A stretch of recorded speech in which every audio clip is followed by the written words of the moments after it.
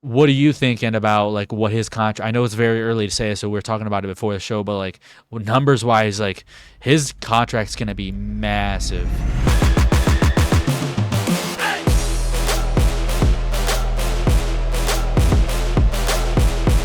Welcome back to another episode of the Broncos Avenue podcast. I'm your host, Amir Farrell, with my co-host, Evan Petruk.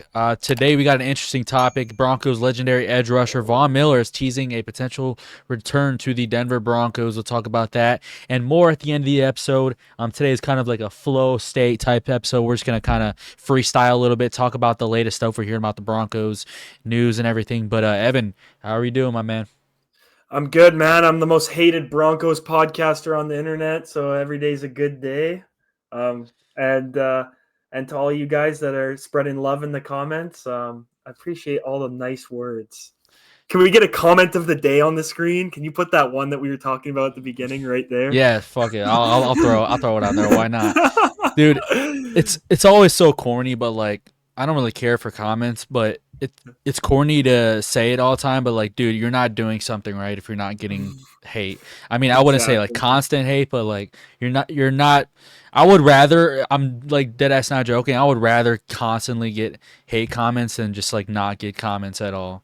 I mean, at the end of the day, like you think you're hurting us, but at the end of the day, you're just pushing our publicity out there. So go for it, man. Call us a retard in the comments. I just had a good laugh about it at work. Like it was a funny comment, man. Like, yeah, if you guys don't know what we're talking about, basically, I think it was like 2 episodes ago. Me and Evan, by the way, we laugh about this shit. Like we'll be dying laughing off pod. Like we apparently, I believe it's like 2 episodes ago. We were joking that the Broncos should give Jahdae Barron and RJ Harvey the number 7 and unretire it from John Elway, and people fucking lost their minds. And we knew we were doing going to that.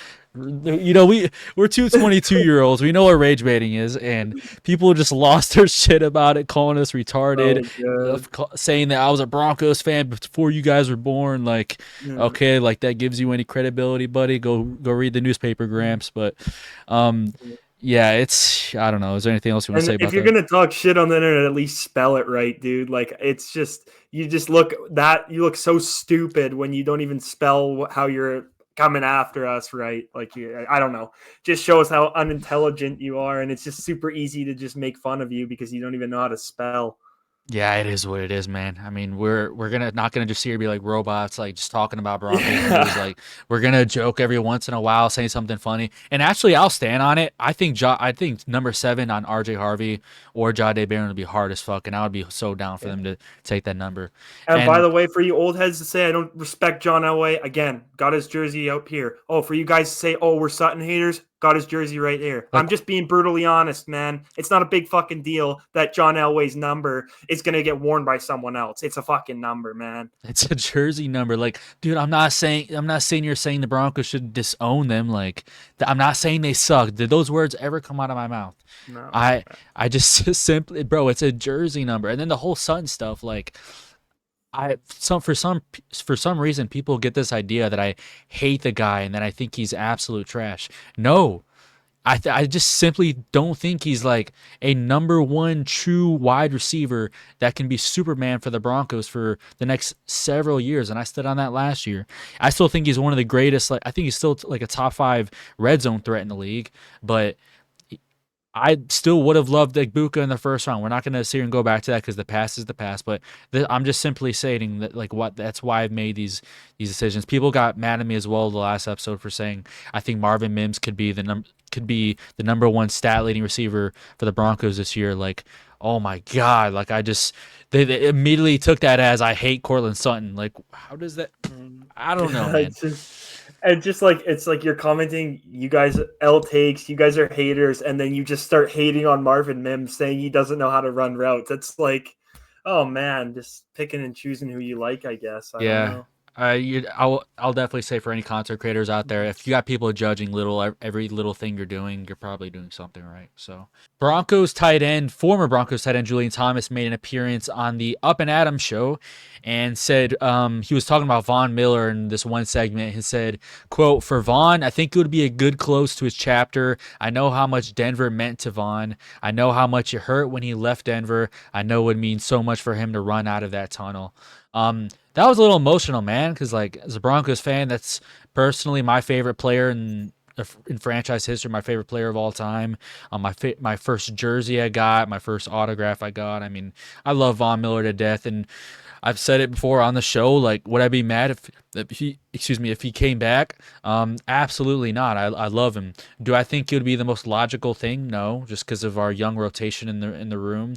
The Broncos already have a solid core of young pass rushers, with your starters being Nick Benito and Jonathan Cooper, and then your rotational guys being Dondre Tillman, Jonah Ellis, Q Robinson, who they just drafted in the fourth round, who many analysts and fans are very, very high on.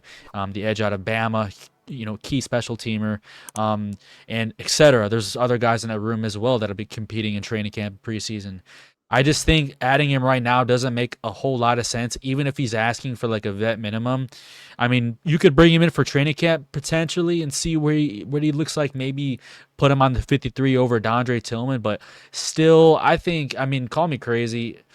Some people might hate me for this, but I think I would. I think our younger guys in that backup role would be more effective than him being in that backup role. That might sound a little crazy, I know. And oh my God, you're shitting on Von Miller. He contributed so much to this franchise. No, no, that is not what I'm saying. I love Von Miller. I'm just saying right now, from where we are at in that outside linebacker room, and where the direction of this team going forward with the youth, I just don't think it's the smartest decision. I think a lot of the fans who want Vaughn back, it's just an emotional attachment right now. If you're being actually logical, I just don't see, like, you can mention leadership and like veteran leadership.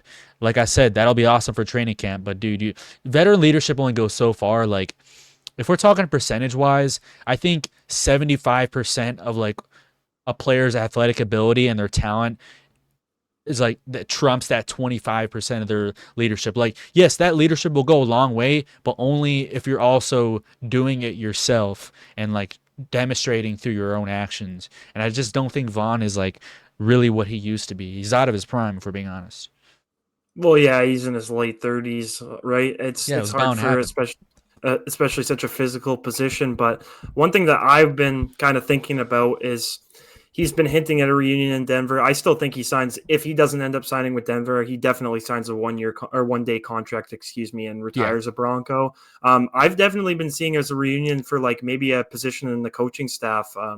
And maybe just specialized in like the pass rush department, but just someone with the as good of a player as he is and as broad of a knowledge of the game, and is a leader that like he is. I think that he would fit very perfectly. I don't know about like a coordinator role, but like just like a pass rush coach or even just like an ambassador in the Like room. like what Kareem Jackson is doing right now. Exactly like how Kareem Jackson's doing it. Like just be that role model.